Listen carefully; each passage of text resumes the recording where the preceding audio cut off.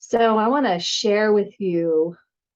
Welcome back to another Monday Morning Mentoring. Hey, I'm Stefana, and I want to share some personal excitement and what I realized, because I think this will probably support you and help you in your life and leading the best life you can live. I have been in our town. We've had an evacuation order level 1, so that means get set. Actually, get ready. So get ready is level 1, and when you are surrounded by fires, you can smell the smoke. And we've been this is going on now. Well, it starts around September, early September, when the fires just start oftentimes. And this is now October 17th. So we have had a lot of smoke in the air. And there's something that happens to the central nervous system when you're not able to fully breathe. And then there's also just a natural piece of an alert that goes on if you are aware of your surroundings. Now, oftentimes we numb out, and one of the things that I coach my clients on is not numbing out, but actually to be present to what's going on, but also use it as fuel to level up, to become stronger, more resilient, these types of things, right? So what I want to share with you is an interesting piece that I found. And the overarching takeaway that I would love for you to get is that we need to know ourselves. When we don't know ourselves, our limitations, our weaknesses, our strengths, we can get caught up in a lot of reactionary modes. So taking now this view of, just imagine you're at a level 1, that is a get ready, and you're preparing just in case there's an evacuation order of go now. So for our Clark County, it's level 1, get ready. Level 2 is get set, and level 3 is go now.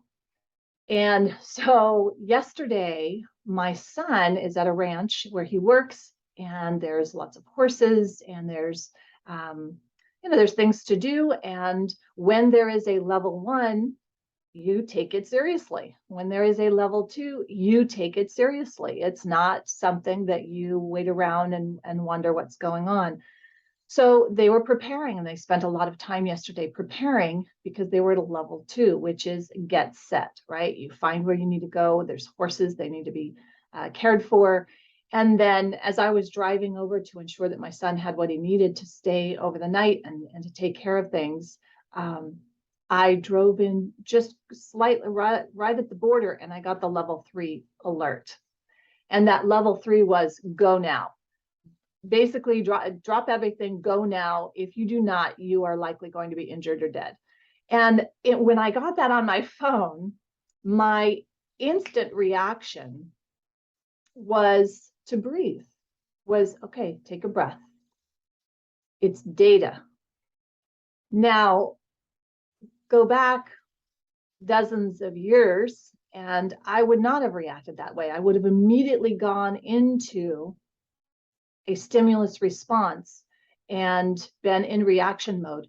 And reaction mode, if you're not prepared, if you go to a default of a lot of drama, which was something that is naturally my inclination. So I know that about myself. I naturally will jump, oh my God, this guy's, really dramatizing things. And so knowing that about myself, I have spent time practicing finding a sense of calm. I still have to work at it almost every day because it is a natural part of my constitution. Very airy. There's many, I've studied many modalities in Ayurveda. It's Vata. I'm very Vata. I'm very high strung with the high Pitta. So my fire gets very hot, right? I get very reactionary. And this is not always a good thing In fact, I don't know if it is out of control reactionary. I don't know that it's a good thing in any way, shape, or form. I don't think it's good for your health, your personal well-being, your personal goals. I don't think it's good for family, for your children. I don't think it's good for your business to be in stimulus response and high reactionary mode and let your reactions lead your life. I think it is very dangerous. So this is a fundamental piece that I see, and I see it over the last couple of years, especially now because we have been bombarded with messages of fear and stimulus and creating a stimulus response of fear reactionary. And that doesn't always lead to the best decisions, the best choices. And when I say choices, it's like we need to have choices, right? And we can set up those choices. So now let me take this into a little bit more of a micro picture here. Over the last couple of weeks prior to this weekend, I had been a little compromising with my sugar, right? We made some baked goods and we had a couple pizzas. So, and I didn't make them from scratch. Yeah, they were gluten-free, but they were still processed crap food, right? Carbohydrate, refined, additives, preservatives. I mean, that's just what they are. Anytime you have something that's in the freezer or book, there's often it's garbage food. It's not whole food. So it's not going to nourish you. It's not going to nourish your body. It's not going to nourish your brain. So I felt the impact of that over the last couple of weeks, and I made a decision that I was going to shift. And I shifted. And in just 24 hours, I started to feel better, 48 hours, 72 hours. So now I'm on about the fourth day of feeling, okay, I know the difference. You know, when you eat better, you feel better, right? There's a space between that stimulus and response that can be created. And it can start with simple things like hydration, sleep, food, movement, so that we're prepared for the inevitable, which we know that life happens, things are going to happen, many things out of our control, many things that we can control. So how can we build in foundations in our life so that we have built-in reserves? We have a way that we can address things going on in a healthy way. And the other piece that I want to mention about this is that I know for myself, I am very creative and very, I'm capable of making innovative and solutions. I'm able to come up with pretty innovative solutions when I am at my best or near my best, versus when I'm not. Those reactionary responses are not that innovative. They're usually less creative, right? And I wonder if that's true for you. So if you think about this, whether you're leading a business, whether you're leading a family, whatever you're doing, you're ultimately leading yourself. So how are you leading? And are you leading in the best possible way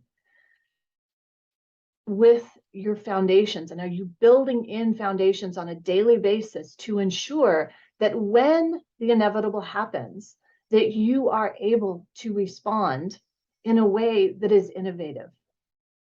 You are able to stay calm yet creative. You are able to stay passionate and excited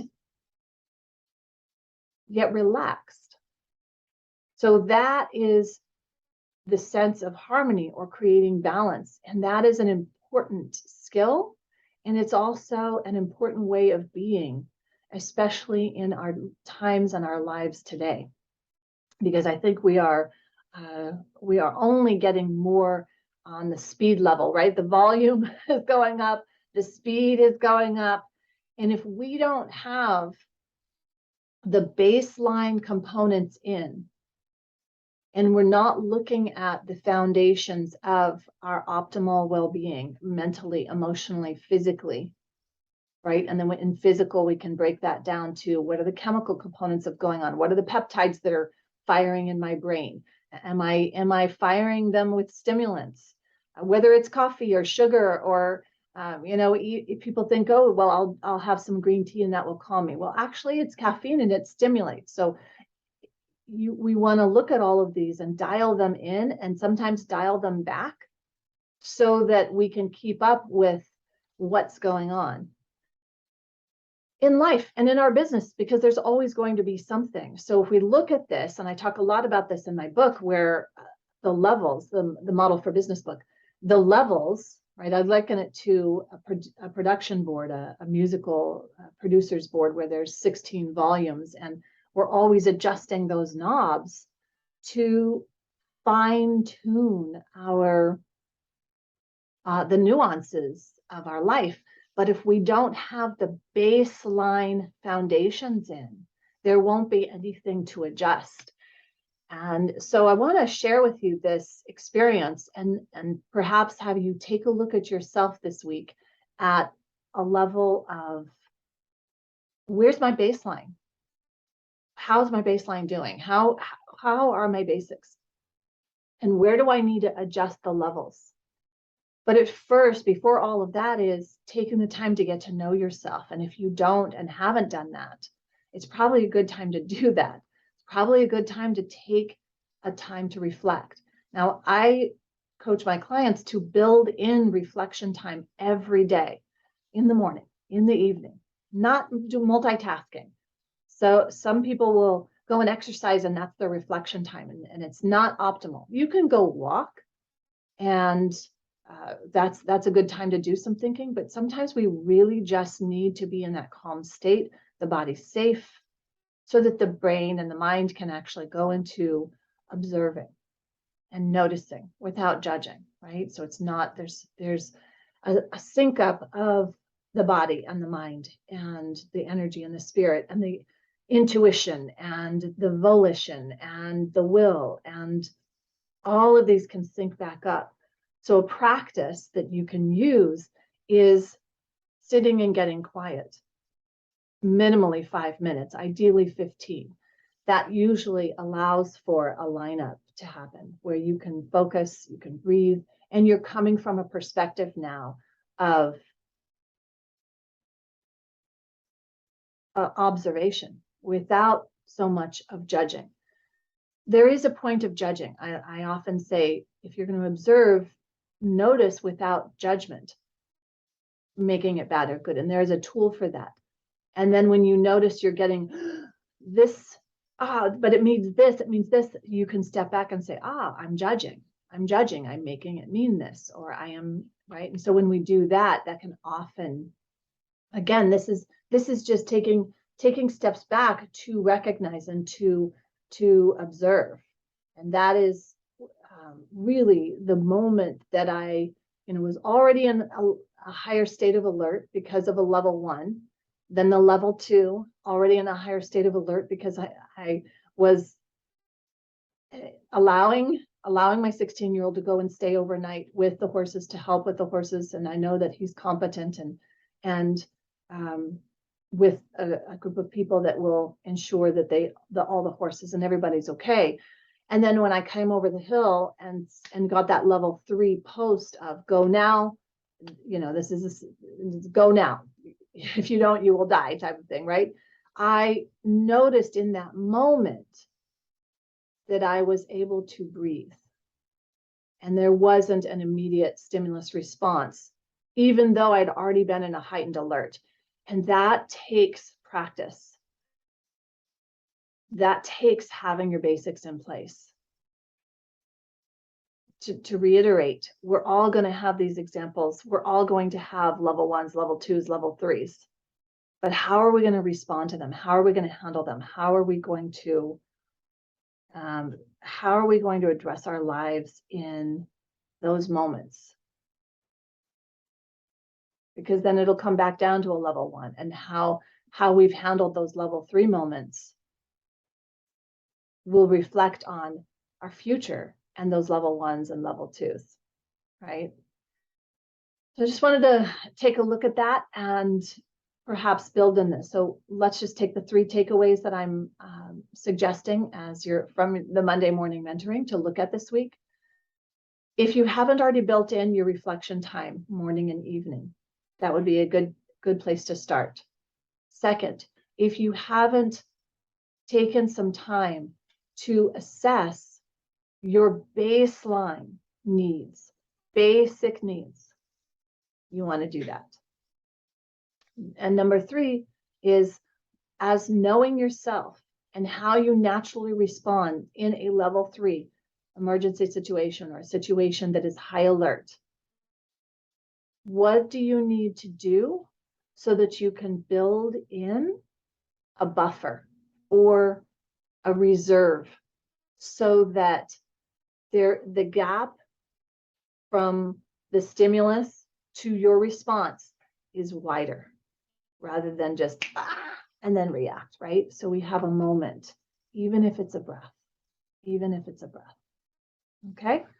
And if you need some help with that, do not hesitate to reach out. I'm Stefana Johnson. You can go to Stefana Johnson and book a 15-minute call with me. I do try to keep at least one open a week. They fill up fast. I noticed there's a couple spots left for the end of this month. So if you can grab that, if that's something that's resonating, grab a 15-minute call with me and we can work on these 3 together. All right. Till next time, make it an amazing week and work on those basics. All right. Bye for now.